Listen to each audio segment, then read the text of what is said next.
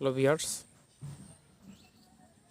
যারা দেশ এবং দেশের বাইরে থেকে আমার এই ভিডিওটা দেখতেছেন সবাইকে আমার সালাম, আসসালামু আলাইকুম। আপনারা দেখতে পাচ্ছেন লাল পাচ্চং হাইব্রিড ঘাস, যেটি একটি উচ্চ ফলনশীল জাত।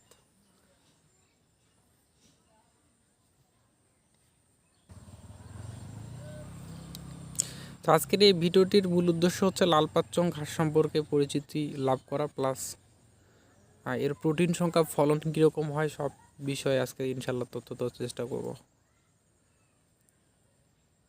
লাল পাচ্চং একটি হাইব্রিড ঘাস, যেটা উচ্চ ফলনশীল জাত এবং বছরের প্রতিটা সময়ই শীত, গ্রীষ্ম, বর্ষা সব সময় ফলন ইনশাল্লাহ সমান হয় এবং এটি প্রায় 10 থেকে 15 ফিট পর্যন্ত লম্বা হয়ে থাকে। বর্তমানে আপনারা যে ঘাসটি দেখতেছেন এর উচ্চতা হচ্ছে প্রায় 12 থেকে 15 ফিট।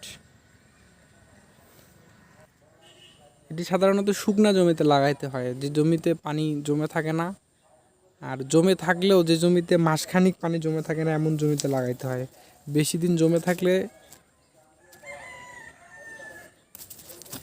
দিন পানি জমে থাকলে ঘাসটা টিকে থাকে না, এর ভিতরের অংশ পচে যায়, পরবর্তীতে নষ্ট হয়ে যায় এই ঘাসটা।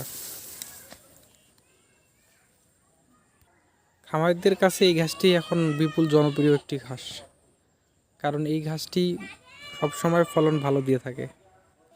আপনাদের যদি একটু উপর থেকে দেখানোর চেষ্টা করি তাহলে দেখেন এটার ফলন কীরকম হয়েছে ইনশাল্লাহ। ভিডিও শুরুতে বলেছিলাম এই ঘাসটার প্রোটিন সংখ্যা কত। তো এই ঘাসটার প্রোটিনের পরিমাণ হচ্ছে 15.73%, যা পাচ্চং 1 থেকে অনেক এগিয়ে। আপনাদের যদি একটু কাছে থেকে দেখাই তাহলে দেখেন এর পাতাটা কতটা নরম এবং সফট।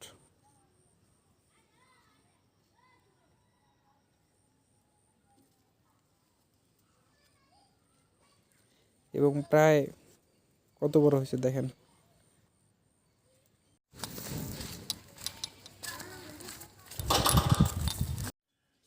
নতুন খামারি ভাইয়েরা এই ঘাসটি রোপণ করতে পারেন। আমি সারা বাংলাদেশে কুরিয়ারের মাধ্যমে টেকনাফ টু তেঁতুলিয়া কাটিং সরবরাহ করে থাকি। আপনাদের যাদের কাটিং প্রয়োজন, যারা লাল পাচ্চং রোপণ করতে চাচ্ছেন, তারা আমার সঙ্গে যোগাযোগ করতে পারেন। আমি মোহাম্মদ শামীম শাহ, সারা বাংলাদেশেই কাটিং ডেলিভারি দিয়ে থাকি। ভিডিওটি আর দীর্ঘস্থায়ী না করি, সবাই ভালো থাকবেন,